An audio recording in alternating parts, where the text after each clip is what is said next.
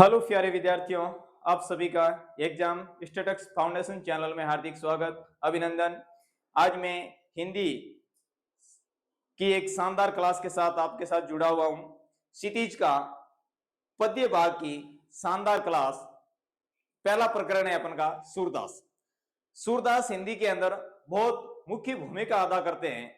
ये इस प्रकार के कवि हैं जिनको हम भक्ति काल के अंदर बड़े प्रेम से पढ़ते हैं और हिंदी को एक वात्सल्य और श्रृंगार रस का अद्भुत कवि हैं ये, जिनके बारे में हम 10th क्लास की क्षितिज किताब के अंदर भाग प्रथम के अंदर इनका अध्ययन करेंगे। यहाँ पे हम सूरदास का विभिन्न जो पद है उनकी चित्रों के द्वारा व्याख्या करते हुए विभिन्न एक एक शब्द के ऊपर चर्चा करते हुए आगे बढ़ेंगे। तो हम शुरू करते हैं आज की शानदार क्लास। पहला प्रकरण सूरदास। तो देखिए, सूरदास का जन्म परिचय, उनके बारे में हमने यहाँ पे अध्ययन करेंगे। यहां से आपका प्रश्न बनने वाला है, यानी जो है कवि परिचय संबंधी प्रश्न आता है। तो हम शुरू करते हैं आज जो है सूरदास का जीवन परिचय। सूरदास का जन्म 1478 ईस्वी में माना जाता है। अब सूरदास का जन्म 1478 ईस्वी के अंदर माना जाता है क्योंकि प्राचीन काल के अंदर लिखित रूप से कोई प्रमाण नहीं था या कहीं भी इस प्रकार का कोई ग्रंथ नहीं मिलता है जहां से हम सूरदास के जीवन परिचय के बारे में ऑथेंटिक जानकारी प्राप्त कर सकें। परंतु कहते हैं विभिन्न ग्रंथावलियों के अनुसार इनका जो जन्म स्थान माना जाता है, दो मान्यता है। इनके जन्म स्थान के बारे में दो मान्यता है। पहली मान्यता क्या है?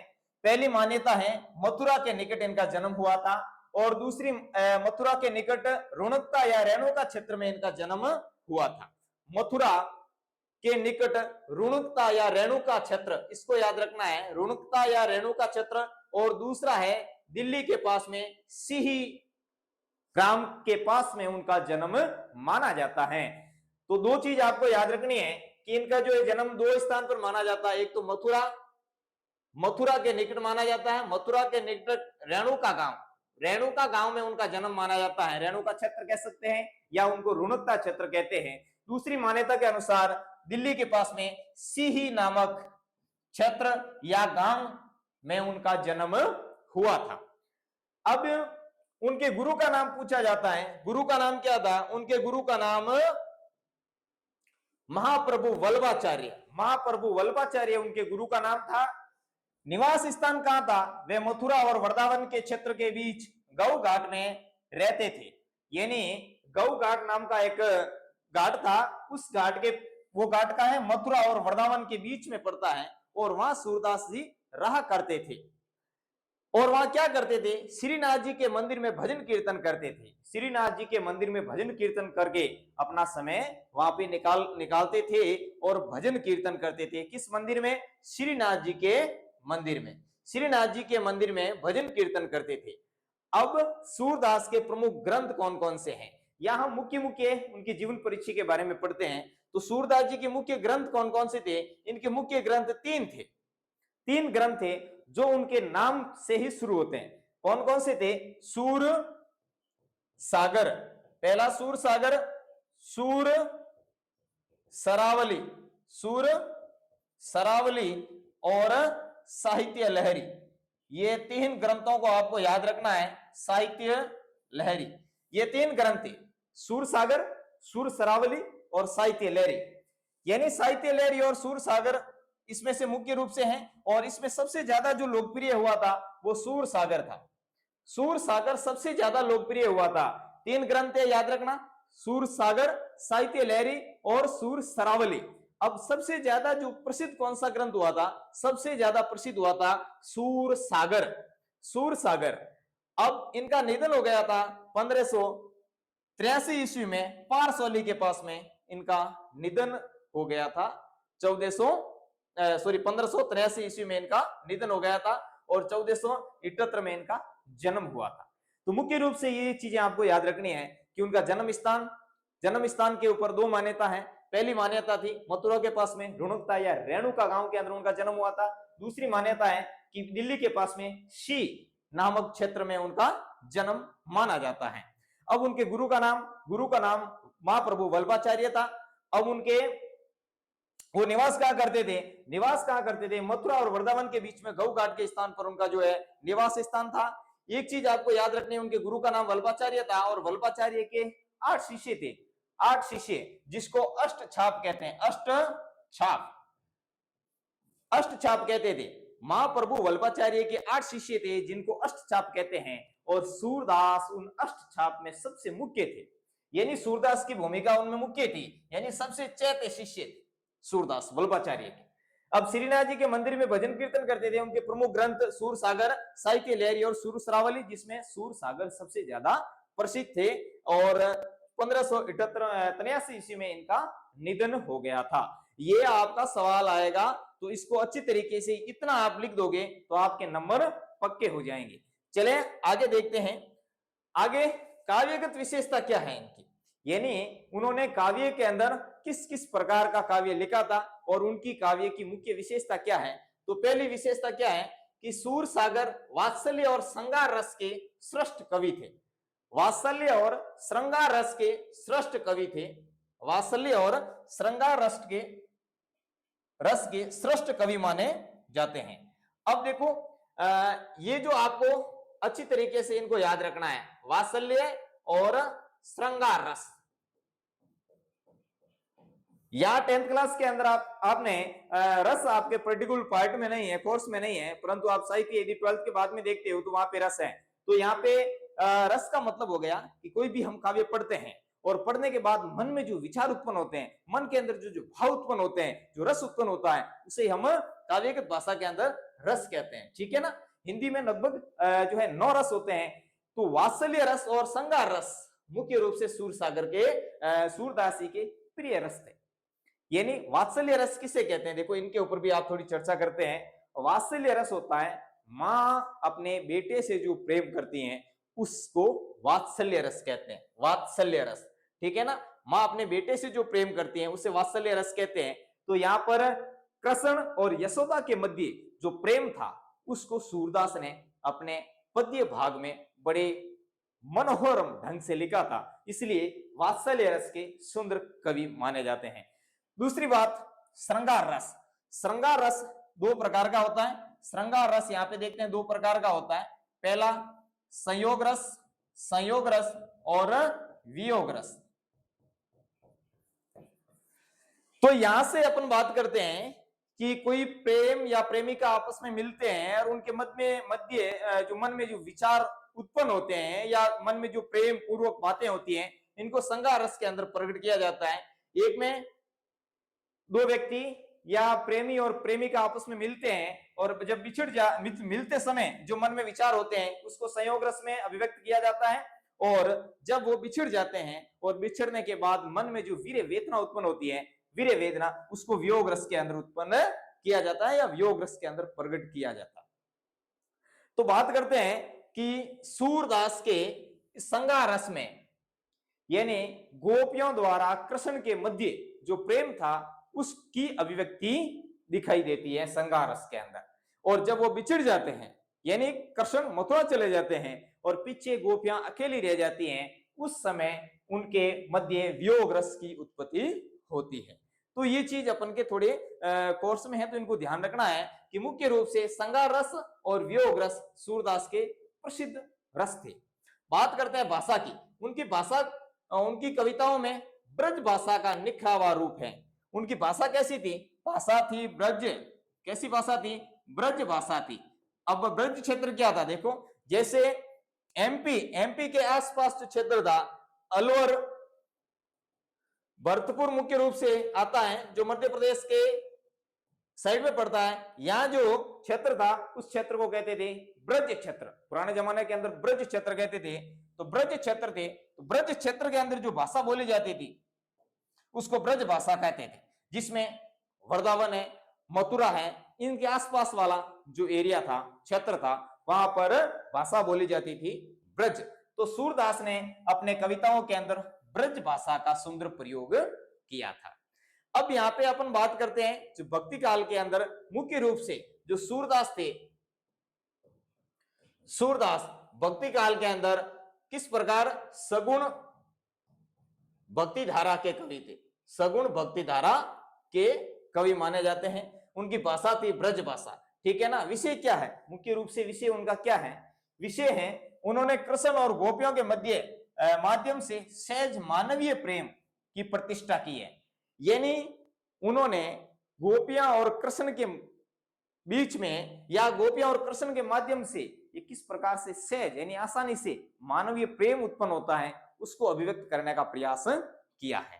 तो अब आगे हम देखते हैं, अब जो आपका मुख्य चीज आ रही है वो है भ्रमर गीत, भ्रमर गीत का सार, ठीक है ना। भ्रमर गीत का सार यहाँ पे अपन के सामने आएगा, तो देखते हैं भ्रमर गीत के अंदर क्या चीजें हैं। अब देखिए इसमें कुछ कहानी है उसको भी आपको समझना होगा। यानी नंद बाबे के वहां पे कृष्ण रहते हैं और उनका जन्म हम देखते हैं पीछे, तो उनका जो रियल माता पिता थे वो वासुदेव और देवकी, देवकी और वासुदेव के गर्भ से, देवकी के गर्भ से उनका जो जन्म हुआ था। और जन्म होते ही उनके जो मामा श्री थे वो कहते हैं उनको जो है कैद कर लिया था देवकी और नंद बाबे का, जो उसको वासुदेव को अपने जेल में कैद कर देते हैं। और जेल में कैद करने के बाद, जेल में कैद करने के बाद उनके जितने भी पुत्र होते थे उनको वो एक शिला पर पटक करके कंस मार दिया करता था। और ऐसे कहते हैं कि उनको एक आकाशवाणी हुई थी कि जो आप तुम्हारी बहन का 8वां पुत्र तुम्हारी मौत का कारण बनेगा। तो लगभग उन्होंने 6-7 जितनी पुत्रियां हुई थी उनको पटक करके शिला के ऊपर पटक करके मार देते थे। और 8वां पुत्र की उत्पन्न हुआ कृष्ण।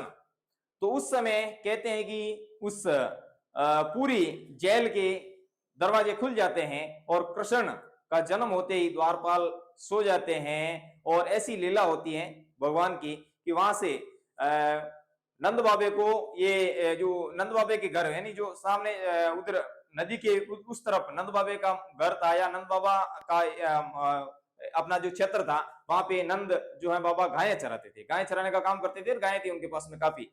तो वासुदेव और देवकी के जेल में जो पुत्र उत्पन्न हुआ तो दरवाजे खुल जाते हैं और संयोग से नंद बाबा के वहां पे भी पुत्री का जन्म होता है। और यहाँ से उनको वासुदेव एक बड़ी सी ओडी कह सकते हैं कि टोकरी में ऊंचा करके उसको उनको लेके यमुना नदी को पार करते हुए वहां ले जाते हैं और वहां छोड़ देते हैं। और वहां से एक पुत्री को लेके आ जाते हैं और वापस जेल के दरवाजे बंद हो जाते हैं। जैसे ही सुबह होते ही कंस को यह पता चलता है कि इनका पुत्र होना था परंतु पुत्री उत्पन्न हुई है, तो बहुत उनको गुस्सा आता है और उनको पटक करके, जैसे ही पटकने का प्रयास करता है, बहुत अनुनय विनय होता है परंतु वो उनको छीन लेते हैं और पटकने का प्रयास करते हैं। तब वो ऊपर कहते हैं छटक जाती है और कहते हैं कि तुम्हारा मृत्यु या तुम्हारा मौत इस धरती पर उत्पन्न हो चुका है। और उधर कृष्ण जो है ब्रज क्षेत्र के अंदर अपना बड़ा होते रहते हैं, नंद बाबा के वहां पे गायें चराते रहते हैं और धीरे धीरे वहां बड़े होते हैं और अपनी रास लीलाएं रचाते रहते हैं गोपियों के साथ में। उनका जो प्रेम वर्णन भी होता है और धीरे धीरे गायें चराते हुए बड़े होते हैं। फिर बड़े होने के बाद उनको पता चलता है कि वो मथुरा के राजा थे वहां पे जो है वासुदेव और देवकी। तो वहां से कंस का वध करते हैं और मथुरा आ जाते हैं। पीछे जो गोपियां थी वो पीछे रह जाती है, छूट जाती है, अर्थात गोपियों से जो है वहां से वो चले जाते हैं मथुरा। तो फिर कृष्ण से गोपियां अथाह प्रेम करती थी, अनुनय प्रेम करती थी, ठीक है ना। तो इस प्रकार से गोपियों को समझाने के लिए कृष्ण एक उद्धव नाम के व्यक्ति को भेजते हैं, उद्धव नाम के व्यक्ति को भेजते हैं जो एक बहुत प्रेमी मित्र था उद्धव कृष्ण का, ठीक है ना। वो उनको भेजते हैं और उनको कहते हैं कि उनको जाकर के समझा देना कि कृष्ण वापस लौट करके नहीं आने वाले हैं और तुम कृष्ण को भूल जाओ। तो उस समय गोपियां उद्धव को एक भंवरा वहां पे उड़ रहा होता है, उस भंवरे को इंगित करते हुए उद्धव को सारी बातें कहती है। वही भ्रमर गीत का सार है, अर्थात उन्हीं को भ्रमर गीत का सार कहा जाता है। तो इसमें मुख्य रूप से क्या क्या बातें हैं देखो कि संदर्भ में कृष्ण के स्वयं ने लौटकर उद्धव के जरिए गोपियों के पास में निर्गुण ब्रह्म और योग का संदेश भेजा जाता है।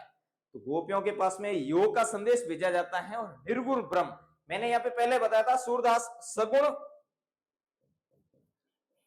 धारा के कवि थे। सगुण धारा का मतलब होता है कि भगवान के आकार में विश्वास करते थे, भगवान का एक आकार होता है, उनके ऊपर विश्वास करते थे। निर्गुण ब्रह्म का मतलब होता है कि भगवान का कोई आकार नहीं होता है, भगवान सबके घट में होते हैं। जैसे कबीर साहब ने ये चीज अपन को बताई है। निर्गुण ब्रह्म अर्थात भगवान का कोई आकार नहीं होता, निराकार होते हैं, भगवान निराकार होते हैं और भगवान का कोई आकार नहीं होता है। कृष्ण स्वयं नहीं लौट करके उद्धव के जरिए गोपियों के पास में निर्गुण ब्रह्म और योग का संदेश भेजा था। ठीक है ना, ये है बम्बर गीत का सार या बम्बर गीत का मुख्य संदेश। अब पहला पद आपका दिया हुआ, लगभग यहाँ पर आपका 2 3 और 4 पद आएंगे और 4 पद में आपका जो प्रथम पद है उसके अंदर मूल बात क्या है। देखो, गोपियों की शिकायत की कि यदि उद्धव कभी सने के धागे से बंधे होते तो वह वीरे वेदना को समझ पाते। उन्होंने कहा कि आप तो कृष्ण के पास रहते हुए कभी भी कृष्ण के प्रेम में नहीं पड़ सके, यदि पढ़ते तो पता चलता कि प्रेम की पीड़ा क्या होती है, प्रेम का दर्द क्या होता है।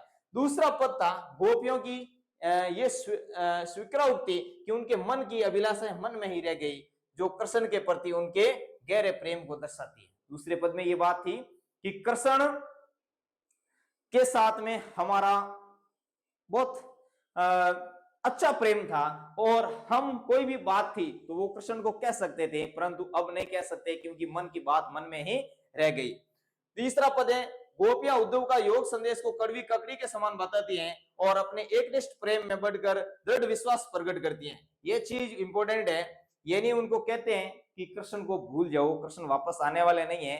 उद्धव कहते हैं गोपियों को कि योग का संदेश धारण कर लो, योग धारण कर लो, योग रूपी संदेश ले जाओ, योग रूपी संदेश को धारण कर लो। परंतु ये चीज वो नहीं मानती है और वो कहती है कि तुम्हारा जो योग रूपी संदेश है वो कड़वी ककड़ी के समान है। यानी ये प्रश्न भी आएगा, कड़वी ककड़ी के समान है, जैसे ही कड़वी ककड़ी खाते ही जो है मन फीका हो जाता है, उसी प्रकार से तुम्हारा जो है योग रूपी संदेश है वो कड़वी ककड़ी के समान है और एकनिष्ठ प्रेम को दर्शाने वाली होती है। यानी ये चीज अपन को पता लग गई कि कृष्ण के प्रति दृढ़ निश्चय और एकनिष्ठ प्रेम था जो है इनका गोपियों का। चौथा पद है गोपियां उद्धव को ताना मारती हैं कि कृष्ण ने अब राजनीति पढ़ ली है। चौथे पद में यह बात कही गई है कि कृष्ण ने अब राजनीति पढ़ ली है। अब कृष्ण पहले से ही चतुर थे और जैसे ही राजनीति पढ़ लेते हैं तो और ज्यादा चतुर हो जाते हैं और ज्यादा वो चतुर हो गए हैं, इसलिए वापस वो आने वाले नहीं है। राजा का धर्म होता है प्रजा की रक्षा करना, परंतु तुम्हें भेज करके ये तो कृष्ण प्रजा को और ज्यादा तंग कर रहे हैं और ज्यादा परेशान कर रहे हैं।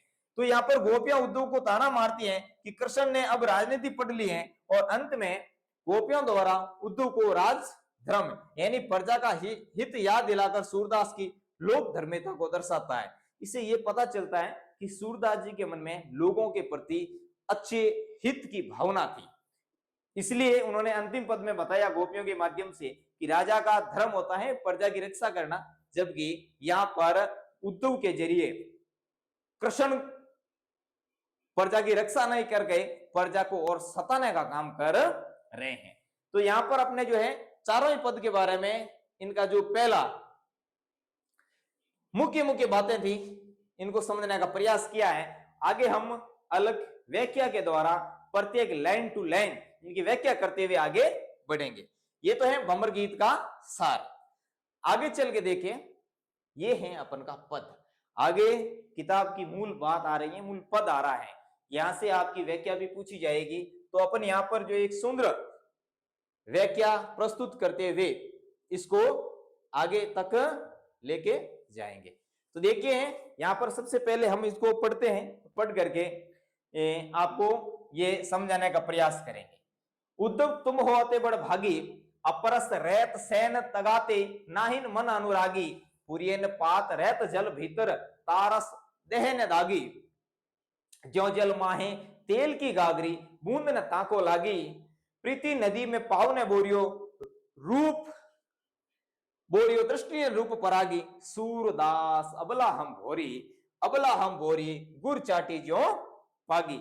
अब इसकी अपन को जो है व्याख्या करनी है और एक सुंदर व्याख्या के द्वारा समझने का प्रयास करना है।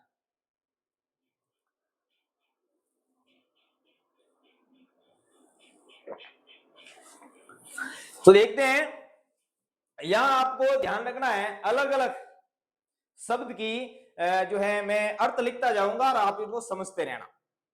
यहां पे देखो कि जब गोपियां प्रसन्न हो जाती हैं और जब कृष्ण, उद्धव को अपने मन में बहुत घमंड था कि मैं किसी को भी समझा सकता हूं, मैं किसी को समझा सकता हूं, यानी गोपियों को मैं आसानी से समझा दूंगा। और कृष्ण को पता था कि गोपियां किसी भी प्रकार से समझने वाली नहीं है, कितना भी प्रयास कर लो परंतु गोपियां समझने वाली नहीं है। तब उद्धव का घमंड तोड़ने के लिए उद्धव को गोपियों के पास भेजा जाता है और गोपियों एक भंवरे को इंगित करती हुई उद्धव को क्या संदेश कहती हैं, क्या बात कहती हैं। यहां पे देखो उद्धव को कहती हैं, उद्धव तुम हो अति बड़भागी। बड़भागी का मतलब होता है भाग्यशाली, भाग्यशाली, बड़भागी यानी भाग्यशाली। अति का मतलब बहुत या ज्यादा, बहुत ज्यादा भाग्यशाली हो, ठीक है ना। उद्धव तुम हो अति बड़भागी। अब यहां पर गोपियां उद्धव को कहती हैं कि हे उद्धव तुम तो बड़े ही भाग्यशाली हो। भाग्यशाली हो क्यों भाग्यशाली हो? क्योंकि अपरस रहत सेन तगाते नाहिन मन अनुरागी। अपरस यानी अपरस यानी रहत, अपरस का मतलब होता पास में, अपरस यानी पास में, ठीक है ना। रहत यानी रहना, रहत यानी रहना। सहन तगाते, सहन तगाते का मतलब हो गया सहन तगाते, प्रेम रूपी, प्रेम रूपी धागा, प्रेम रूपी धागा। अपरस रेत सेन तगाते नाहिन मन अनुरागी। नाहिन यानी नहीं, मन अनुरागी यानी प्रेम में या प्रेमी कह सकते हैं।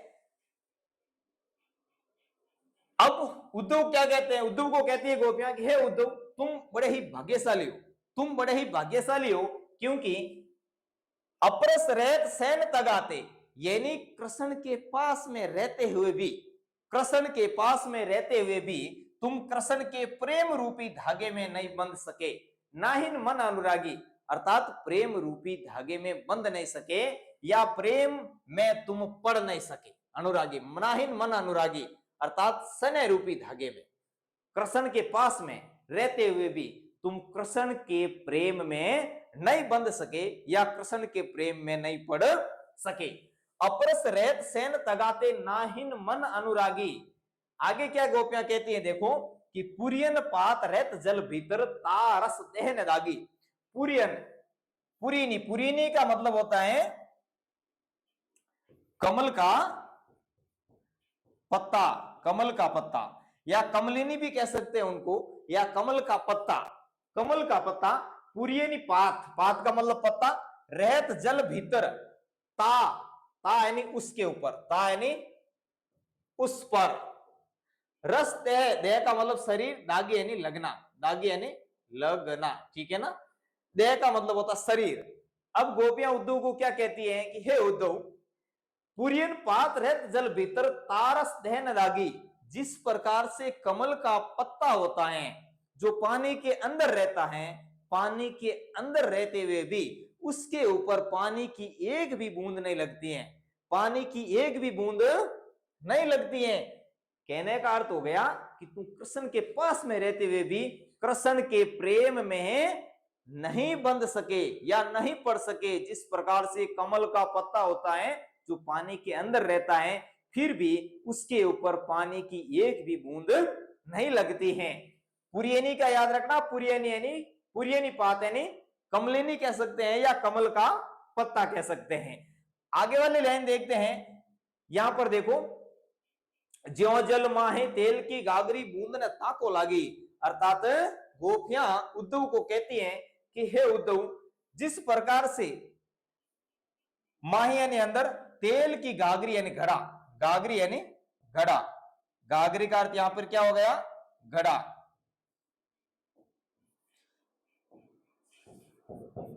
गागरी यानी घड़ा, ये देखो यहां लिखा हुआ है गागरी यानी घड़ा।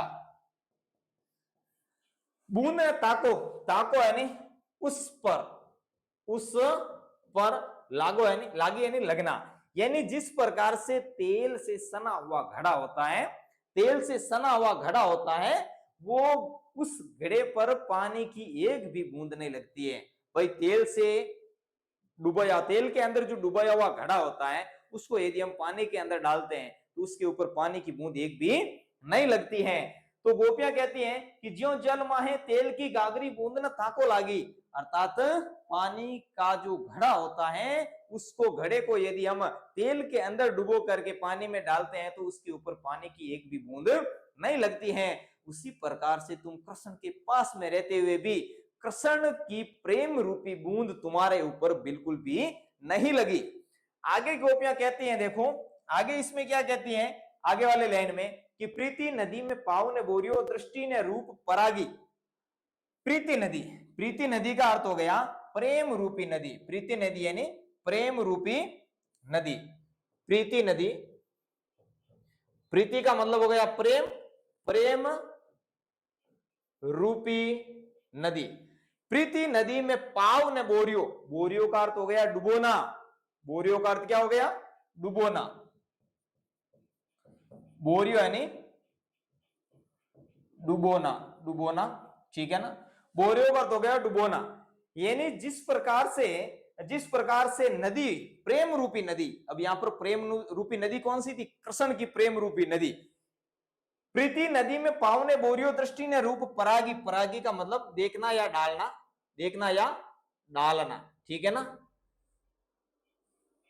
प्रेम रूपी नदी के पास रहते हुए भी तुमने प्रेम रूपी नदी के अंदर स्नान करने की तो बड़ी बात है, उसकी तरफ देखा भी नहीं या उसके अंदर अपना पैर भी नहीं डुबोया। यानी कृष्ण प्रेम रूपी नदी, उनके पास कोई भी व्यक्ति रहता था तो कृष्ण की माया में मोहित हो जाता था, उनके प्रेम में पड़ ही जाता था। तो गोपियां कहती हैं उद्धव को, यह सब व्यंग्यात्मक बात कही गई है, व्यंग्यात्मक, व्यंग्यात्मक, ठीक है ना। व्यंग्यात्मक का मतलब हो गया कि सीधा नहीं कह करके किसी दूसरे के माध्यम से तीसरे व्यक्ति को कहना। यहाँ पर भौरे के माध्यम से गोपियां उद्धव को कहती हैं, ताना कसती हैं, ठीक है ना। ये पूरा यहाँ पर ताने से बात कही गई है, व्यंग्यात्मक बात कही गई है कि प्रीति नदी में पाव ने बोरियो दृष्टि ने रूप परागी, अर्थात प्रेम रूपी नदी के पास रहते हुए भी कृष्ण के प्रेम में नहीं बंध सके या नहीं पढ़ सके या उनकी तरफ तुमने देखा भी नहीं। और हम तो कुछ सालों तक यहाँ पे रहे कृष्ण के पास में और कृष्ण से इतने मोहित हो गए कि आज उनकी याद या उनकी वीर वेदना के अंदर हम जल रहे हैं। आगे गोपियां क्या कहती हैं, देखो, सूरदास अबला हम भोरी गुर चाटी ज्यों पागी। अब सूरदास कहते हैं गोपियों के माध्यम से कि गोपियां अपने आप को अबला मानती हैं। अबला का मतलब जो बल रहित, अर्थात बल जिसके पास में नहीं हो, शक्ति नहीं हो, या दुर्बल कह सकते हैं। अबला का मतलब यहां पर दुर्बल ले सकते हैं या जिसके पास शक्ति नहीं हो, शक्तिहीन कह सकते हैं, यहां पर शक्तिहीन या दुर्बल भी कह सकते हैं, ठीक है ना, दुर्बल। सूरदास अबला हम भोरी, भोरी का मतलब भोली हैं। गोपियां सूरदास के माध्यम से, सूरदास गोपियों के माध्यम से कहते हैं कि हम, गोपियां कहती है कि हम तो बिल्कुल भोली हैं। गुड़ चाटी ज्यों पागी, गुड़ चाटी ज्यों पागी, गुड़ का मतलब यहाँ पर गुड़ से है, गुड़ खाने वाला जो गुड़ होता है वो गुड़ से है। ज्यों यानी जिस प्रकार से, चाटी यानी चिट्टी, चाटी यानी चिट्टी, चाटी का अर्थ यहाँ पे क्या हो गया, चाटी का अर्थ है चिटियां, ठीक है ना। चाटी का अर्थ हो गया चीटियां, जो चीटियां होती है जो पागी, पागी यानी चिपकना, पागी यानी चिपकना, पागी का मतलब होगा चिपकना, ठीक है ना, या उसके लग जाना।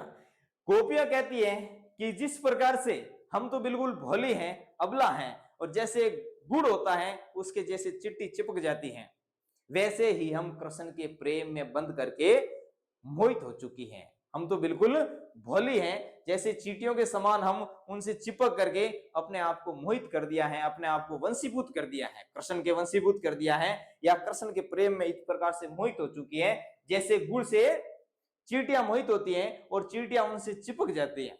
उसी प्रकार से कृष्ण के प्रेम में हम मोहित हो चुकी हैं। अब हम किसी भी प्रकार की लोक लाज या मान मर्यादाओं को तोड़ने का काम करेंगे। आपको ये पद बिल्कुल अच्छे तरीके से समझ में आया होगा। एक बार फिर से मैं जल्दी जल्दी इसको पूरी व्याख्या कर देता हूं। देखो, उद्धव तुम हो अति बड़ भागी। अब गोपियां यहाँ पर ताना कस रही है, व्यंग्य कस रही है, और व्यंग्य कहती हुई, व्यंग्य करती हुई क्या कहती है कि उद्धव तुम हो अति बड़ भागी। अब सवाल आएगा कि गोपियों को भाग्यशाली क्यों कहा, गोपियों ने उद्धव को भाग्यशाली क्यों कहा। सवाल यह बनेगा कि गोपियों ने उद्धव को भाग्यशाली क्यों कहा। उद्धव तुम हो अति बड़ भागी, अपरस रहत सैन तगाते नाहिन मन अनुरागी। अर्थात तुम कृष्ण के पास में रहते हुए भी कृष्ण के प्रेम रूपी धागे में नहीं बंध सके। दूसरे पद में पुरियन पात रहत जल भीतर तारस दहन दागी। अर्थात जिस प्रकार से कमल का पत्ता होता है वो जल के भीतर रहते हुए भी उसके ऊपर एक भी पानी की बूंद नहीं लगती है। अगले पद लाइन में देखो, जो जल माहे तेल की गागरी बूंद न ताको लागे। अर्थात जिस प्रकार से तेल से जो भरा हुआ या सना हुआ घड़ा होता है, तेल में डुबाया हुआ घड़ा होता है, उसको यदि हम वापस पानी में डुबोते हैं तो उसके ऊपर पानी की एक भी बूंद नहीं लगती है। प्रीति नदी में पाव ने बोरियो दृष्टि ने रूप परागी। अर्थात कृष्ण रूपी प्रेम रूपी नदी आपके सामने चल रही थी, परंतु उसमें तुमने जो है अपना एक पैर भी नहीं डुबोया। स्नान करने की तो बड़ी बात होती है, तुमने अपना पैर भी नहीं डुबोया और न ही उनकी तरफ देखा। दृष्टि ने रूप परागी, सूरदास अबला हम भोरी। अर्थात सूरदास गोपियों के माध्यम से कहते हैं कि गोपियां बिल्कुल अपने आप को भोली मानती हैं और अबला मानती हैं, और कहती हैं कि गुड़ चाटी जो पागी। जिस प्रकार से चींटियां होती हैं वो चींटियां गुड़ से चिपक करके अपने आप को वंशीभूत कर लेती हैं, उसी प्रकार से कृष्ण से प्रेम में मोहित होकर के हम उनसे इतनी मोहित हो चुकी हैं कि अब छूटने पर भी हम कृष्ण की याद को भुला नहीं सकते या हम उनको छोड़ नहीं सकते हैं। अब ये पद आपको अच्छी तरीके समझ में आया होगा। अगले पद की ओर हम बढ़े। अगला पद भी आपको इसी प्रकार समझ में आएगा। यह चित्र देखो, इस चित्र के अंदर भी आपको समझाया गया है। ये बुद्धू नाम का व्यक्ति खड़ा है और यहाँ पर गोपियां इनको समझा रही है, ठीक है ना, उनको ताना कस रही है, व्यंग्यात्मक बात यहाँ पर कहती हुई नजर आ रही है, ठीक है ना। तो ये पूरा पद आपको अच्छे तरीके से समझ में आया होगा। चले अगले पद की ओर बढ़ते हैं। अब यहाँ पर अगले पद में गोपियां अपने आप को स्वीकार करती है कि हम बिल्कुल कृष्ण के प्रेम में मोहित हो चुकी हैं और हम किसी भी प्रकार से कृष्ण को भूल नहीं सकते। अब यहां पर इस पद में क्या कहा गया, देखो, मन की मन ही माज रही विवश हो चुकी। गोपियां विवश हो चुकी हैं और क्या कह रही है कि मन की मन ही माज रही, कहीं जाए कौन पे उदो, ना ही परत कही अवधि आधार आस आवन की, अवधि आधार आस आवन की, तन मन वीता सही, अब इन जोग संदेशनि सुनि सुनि विरहनि विरही देही, चाती हुती गुहार जीती ते उतती धार बही, सूरदास अब धीर धरे ही मर ज्यादा ने लेही। अब इस पद में गोपियों ने मुख्य रूप से ये बात समझाने का प्रयास किया है। देखो यहाँ पे कि तीन चीजें अपन को समझनी है। एक तो संदर्भ समझना है, संदर्भ यानी ये किस पाठ से लिया गया, ऐसा यदि पद आ जाता है तो इसको पहले हम व्याख्या करते हैं, फिर हम अलग अलग इसको समझेंगे कि संदर्भ समझेंगे, फिर प्रसंग समझेंगे और फिर इसकी व्याख्या करेंगे, ठीक है ना। फिर व्याख्या करेंगे और तीसरे नंबर पे अपन इसका विशेष भी लिखेंगे, ठीक है ना। चौथे नंबर पर विशेष। ये तीन चीजें अपन को, चार चीजें इसकी अच्छी तरीके से समझनी है, ठीक है ना। यहाँ पे पहले इसकी व्याख्या करके देखते हैं कि इसकी व्याख्या क्या है। मन की मन ही माज रही, माज रही का मतलब सोच रही, सोच रही है। अर्थात गोपियां उद्धव को कहती हैं कि अब मन की मन में ही बातें रह गई, कृष्ण तो वहां चले गए, हम किसको कहें, अपनी मन की व्यथा को किसको कहें, मन की व्यथा किसे सुनाएं, अपन हमारी जो मन की मन में ही रह गई। भाई कोई अपन का बड़ा ही चाहता होता है, अच्छा मित्र होता है और वो दूर चला जाता है और उनको अपन की बात नहीं कह सकते, तो वो मन की मन में ही रह जाती है। उसी प्रकार से उद्धव को गोपियां कहती हैं कि कृष्ण तो चले गए हैं मथुरा, अब हम किसको अपनी बात कहें और क्या समझाएं कि कोई सुनने वाला ही नहीं, हमारी तो कोई सुनने वाला ही नहीं है। मन की मन ही माज रही, कहीं जाए, कहीं जाए अर्थात कहां जाए, कहीं जाए कौन पे उद्धव, कौन पे का मतलब किसको कहें, कौन पे का मतलब किसको, किसको कहें। हम किसको कहें अपनी बात, कोई सुनने वाला ही नहीं है। कहीं जाए कौन पे उदो ना ही परत सही, अर्थात अब ना ही परत सही, अर्थात अब पीड़ा को सहन नहीं, परत मतलब पीड़ा को हम सहन नहीं कर सकते। हम पीड़ा किसको कहें, हमारी जो मन की पीड़ा है उसको सुनने वाला भी कोई नहीं है, हम किसको कहें अपनी मन की बात, और किसे सुनाए जा करके। आगे पद में कहते हैं देखो कि अवधि आधार आस आवन की, अच्छा सुंदर अनुप्रास अलंकार का प्रयोग किया है देखो कि अवधि, अवधि का मतलब समय, आधार आस आवन की, तन मन वीता सही, तन मन वीता है नहीं व्यथा या दर्द कह सकते हैं, या व्यथा कह सकते हैं, या पीड़ा भी कह सकते हैं, ठीक है ना। अवधि यानी समय, अवधि यानी समय, आधार आस आवन की, अर्थात कृष्ण के आने की आस, कृष्ण के आने की आस। अभी तक तो गोपियों को ये मन में विश्वास था कि कृष्ण मथुरा से वापस वृंदावन चले आएंगे और हमारे साथ में फिर से रहने शुरू कर देंगे और फिर हम गायें चराएंगे साथ साथ। परंतु इस कारण से गोपियां उद्धव को कहती हैं कि अवधि आधार आस आवन की, अर्थात कृष्ण के आने की आस के कारण हमने तन और मन से इस वीर्य रूपी पीड़ा को सहन किया। कैसी पीड़ा, वीर्य पीड़ा, वीर्य रूपी पीड़ा। अब वीर्य पीड़ा के बारे में मैंने बताया कि जब प्रेमी आपस में मिलते हैं और मिल करके बिछड़ जाते हैं तो उनके मन में जो दर्द उत्पन्न होता है, जो पीड़ा उत्पन्न होती है, उसे कहते हैं वीर्य वेदना, वीर्य वेदना या वीर्य पीड़ा या व्यथा, या व्यथा कह सकते हैं, ठीक है ना।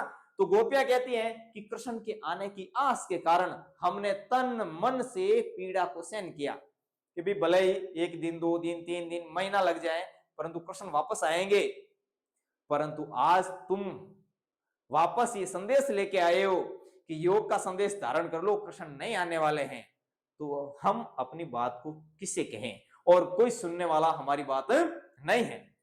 अवधि आधार आस अवन की तन मन वीता सही, सही का मतलब यहां पर सहन करना है, सही यानी सहन करना, सही का मतलब हो गया सहन करना।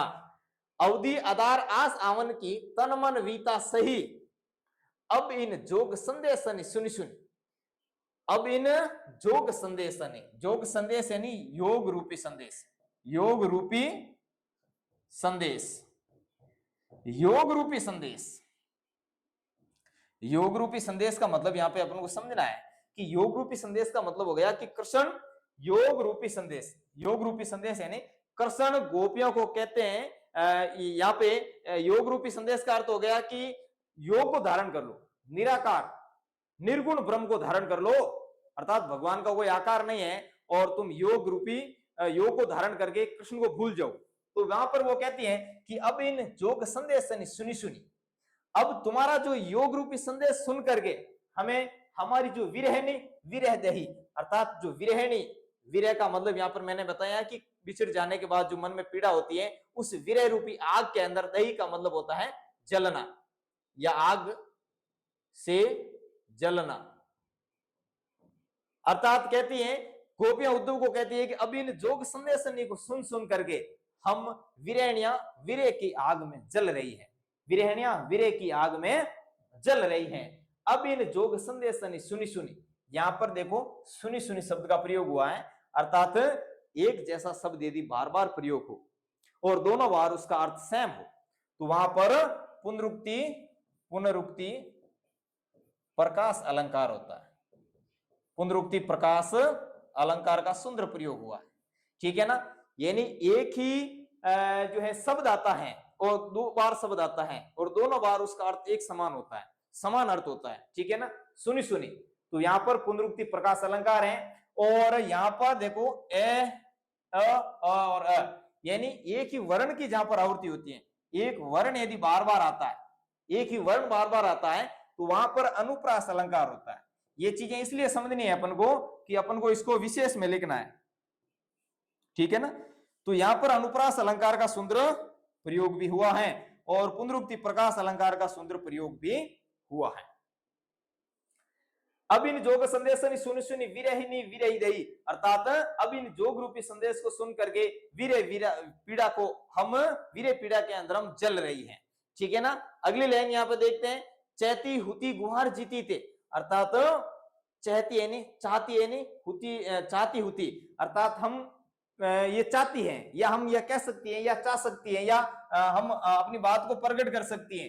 गुहार जीती थे, गुहार है नहीं, हम किसको अपनी बात कहें, या किससे गुहार लगाएं, या किससे अपन हमारी बात को मानने वाला है, किसे अपनी पीड़ा का पुकार करें। गुहार का मतलब यहाँ पर क्या होता, पुकार करना, पुकार करना, ठीक है ना, गुहार यानी पुकार करना। हम चाहती होती, गुहार जीती थे, अर्थात हम जितना भी चाहें, जितना भी गुहार लगाएं, उतिते धार बही, अर्थात उतनी ही पीड़ा ज्यादा होती है। उतिते धार बही, धार बही का मतलब यहां पर है और ज्यादा पीड़ा होती है, या और ज्यादा पीड़ा बहती है, पीड़ा का दर्द होता है, वीर्य रूपी पीड़ा और ज्यादा बहती है। सूरदास अब धीर धरियो क्यों। अब सूरदास उद्धव गोपियों के माध्यम से कहते हैं कि अब धीर धरे ही क्यों, अर्थात धीर का मतलब धैर्य होता है, धीर यानी धैर्य। अब गोपियां कहती हैं कि कृष्ण हमारा जो धैर्य है वो अब टूट चुका है, अब हमारा धैर्य धारण नहीं कर सकते, धीर धरियो क्यों, अर्थात कृष्ण ने सारी हदें पार कर दी हैं, या हमारा जो पीड़ा या हमारा जो दर्द को समझा ही नहीं है कृष्ण ने, इसलिए हम अब धैर्य को धारण नहीं कर सकते, हम अपना धैर्य तोड़ चुके हैं। और कृष्ण मर्यादा न ले, मर्यादा यानी मर्यादा, मर्यादा यानी मर्यादा, अर्थात कृष्ण ने सारी मर्यादाओं को तोड़ करके, मर्यादाओं को तोड़ करके पीड़ा को या पीड़ा या दर्द दिया है, वीर्य रूपी पीड़ा को देना शुरू कर दिया है। अब वो हमारी मर्यादा या हमारी प्रेम की मर्यादा को समझे ही नहीं, और उस मर्यादा को तोड़ करके और ज्यादा हमें पीड़ा देने का प्रयास कर रहे हैं, योग रूपी संदेश दे रहे हैं, इसको हम बिल्कुल अपना नहीं सकते। और ये जो तुम्हारा ये संदेश है, ये संदेश हमारी वीर्य रूपी आग को ज्यादा बढ़ाने का काम कर रहा है। तो एक बार फिर से इसको जल्दी जल्दी में समझ लेते हैं।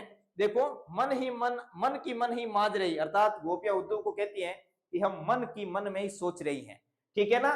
कहीं जाए कौन पे उद्धव, अर्थात हम कहां जाए और किसको कहें, ना ही परत कही, अर्थात हमारी कोई सुनने वाला ही नहीं है। अवधि आधार सावन की, अर्थात कृष्ण के आने की अवधि या आधार के कारण या आधार या आस के कारण तन और मन से हमने ये पीड़ा को सहन किया है। तन मन वीता सही, अब इन जोग संदेश सुनी, अब इन योग रूपी संदेश को सुन करके विरहनी विरही दई, विरहणिया है, विरह रूपी आग के अंदर जल रही है। चाहती होती गुहार जीती थे, अर्थात हम किसे ये गुहार लगाएं, किसे ये बात कहें, या किसे पुकार करें, उतिते धार बही, अर्थात कृष्ण वहां चले गए हैं, कृष्ण चले गए हैं तो हमारी पीड़ा की धार को और वो बढ़ाने का काम कर रहे हैं। यहाँ आपको जो भेजा है योग रूपी संदेश लेकर के, इसलिए हमारी पीड़ा और ज्यादा बढ़ रही है। सूरदास अब धीर धरियो क्यों। अब गोपियां सूरदास के माध्यम से, सूरदास गोपियों के माध्यम से कहते हैं कि अब हम धैर्य को धारण नहीं कर सकते, और कृष्ण ने सारी मर्यादाओं को तोड़ दिया है, मर्यादा ने ले ही, अर्थात कृष्ण ने सारी मर्यादाओं को तोड़ दिया है, ठीक है ना। यहाँ पे हमने जो है अच्छी तरीके से इस पद की व्याख्या देखी है, और आपको ये चीज अच्छी तरीके से समझ में आई है। देखते हैं यहाँ पे कुछ चीजें यहाँ पे समझने वाली है। यहाँ पे देखें, सबसे पहले जो हमने पढ़ा है इस पद के अंदर ये चीज समझनी है। पहले एक तो संदर्भ समझना है, संदर्भ, ठीक है ना। दूसरी मैंने कहा आपको प्रसंग समझना है, ठीक है ना, प्रसंग।